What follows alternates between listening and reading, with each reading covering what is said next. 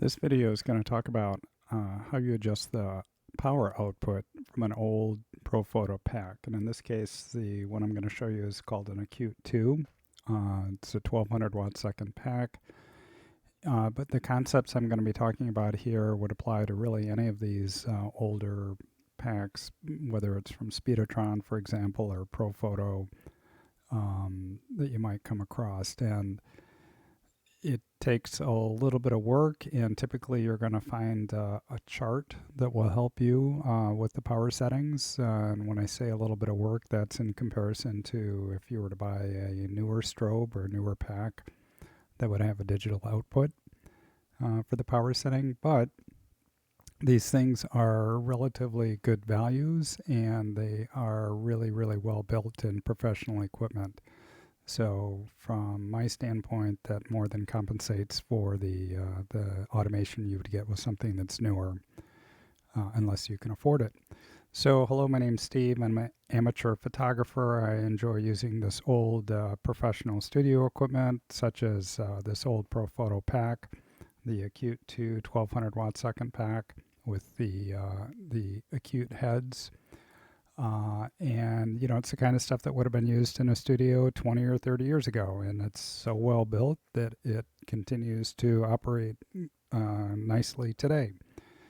But there are some shortcomings, and those shortcomings are going to cause you to slow down a little bit. So what you're looking at here is the main area to control the power output. This is the set of switches that you have. The other choices you have are these sockets. They're called A and B. I'm going to refer to them as like channel A and channel B, and I'll get to that in just a moment. And then finally, there's this chart that shows you the power distribution and how it works within the pack.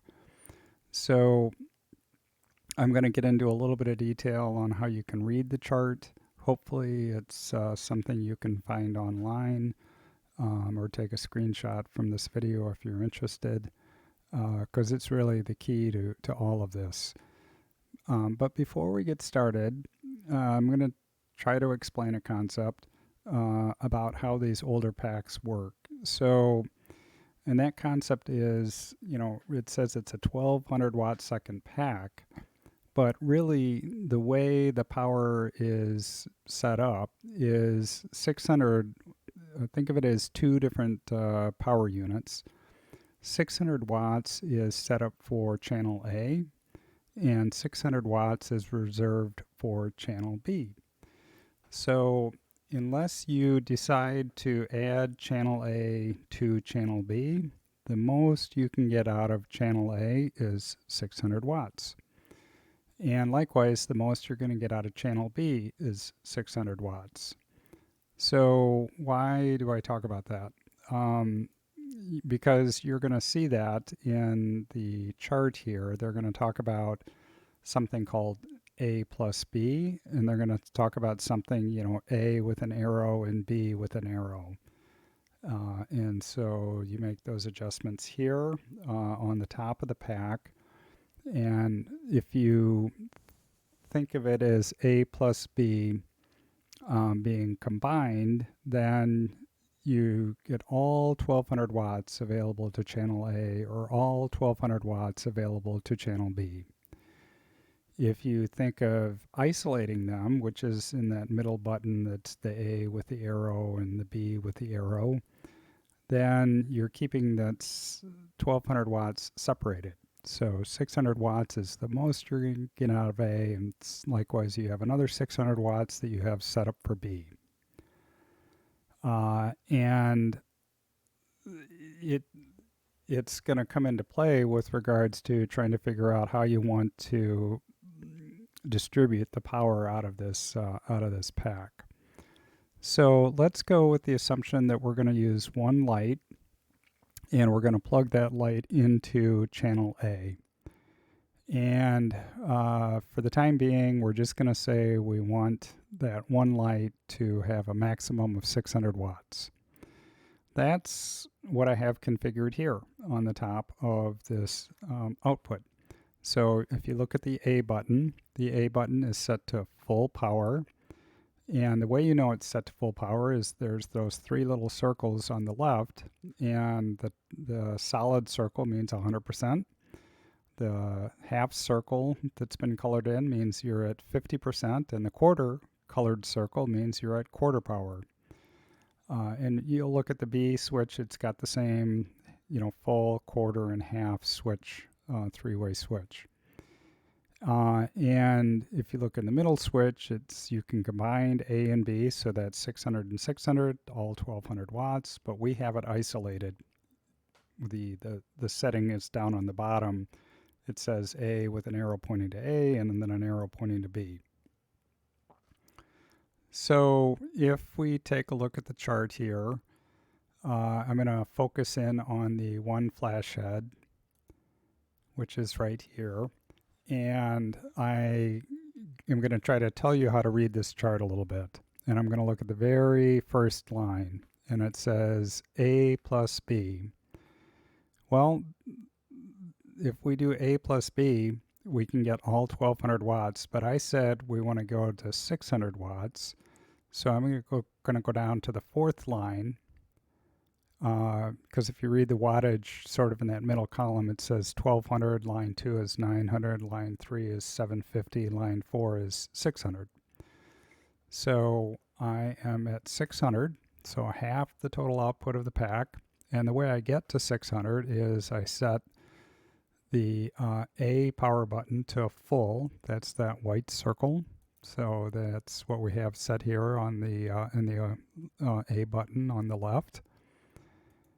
And we want A and B to be isolated with the arrows. So that is what you're looking at here in the middle button, right? It says A with the arrow and B with the arrow has been selected.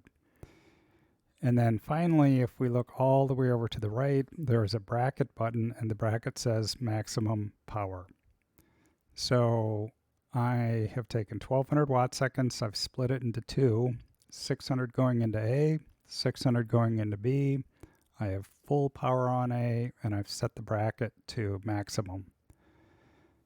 And that is what we see here when we look at, I guess it's line number 4.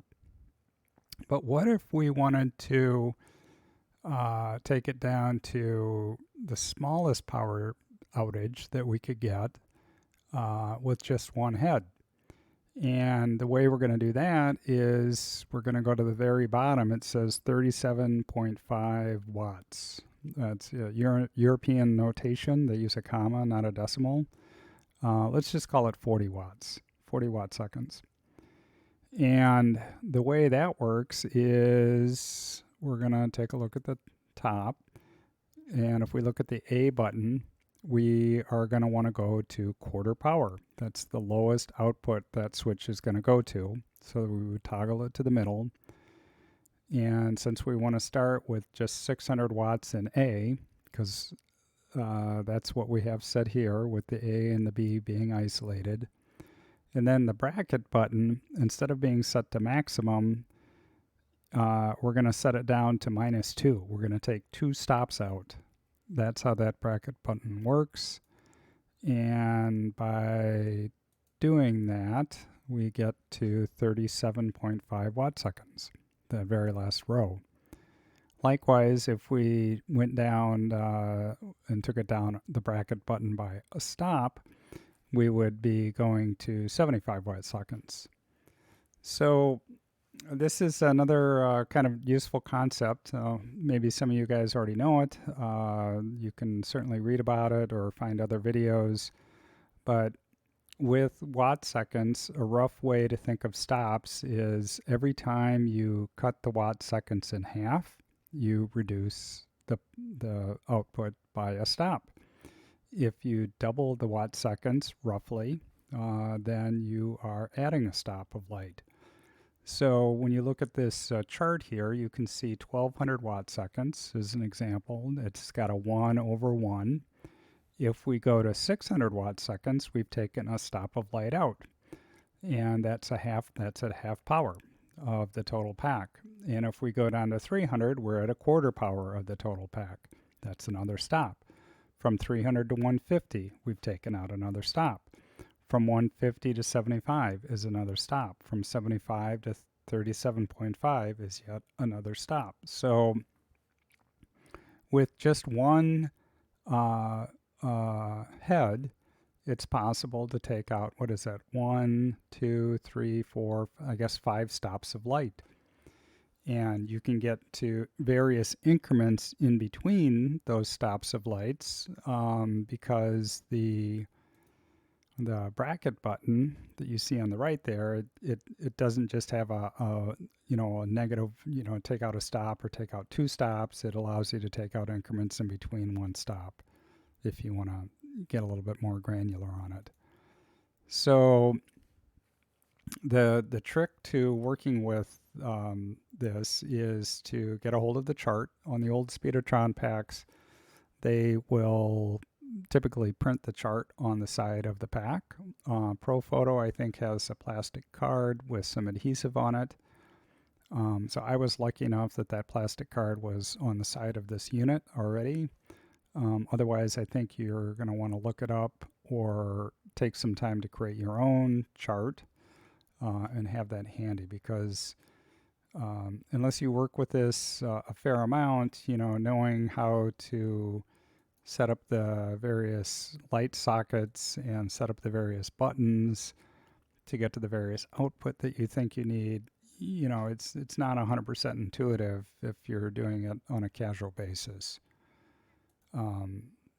So if we did a different example, and then let's say in this case we have 2 lamps, 2 flash heads, we plug them both into the B channel, and that is going to allow us to split the power evenly. So, we can have, the same power in that column is in both of the sockets for B. So 600 and 600, 450 and 450, and so on and so forth.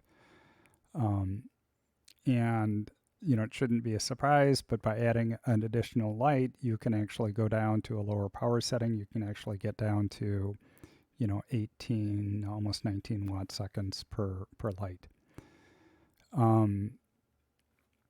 And likewise, if you want to add 3 flash heads, well, interestingly enough, you can decide that all 3 of them, the A and the 2 Bs, get the same output. So that's the box in the middle called symmetrical. So that line item would be 400, 400, and 400.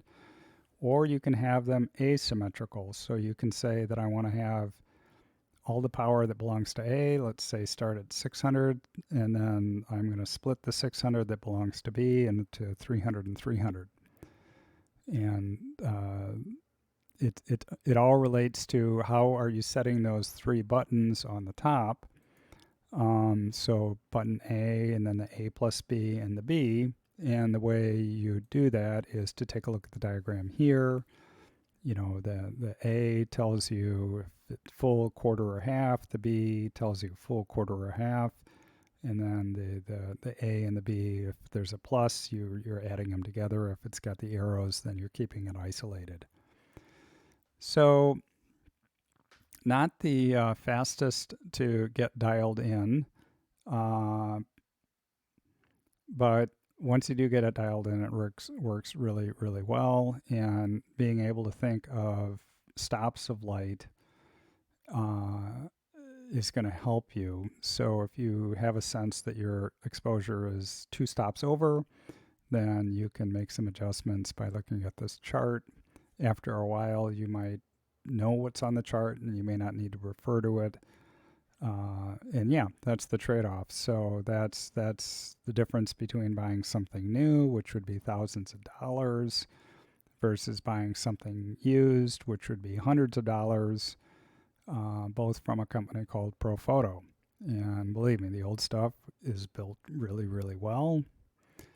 I know the new stuff is also. What you're going to be missing out of that is the automation, having the digital readout. What you're also going to be missing is Some other features, maybe it has a built-in battery if it's new, maybe it has high-speed sync, maybe it has TTL, maybe it has a dedicated sync, proprietary Profoto sync to your camera. But, you know, it used, old, really inexpensive. It worked great in the day, works really good now.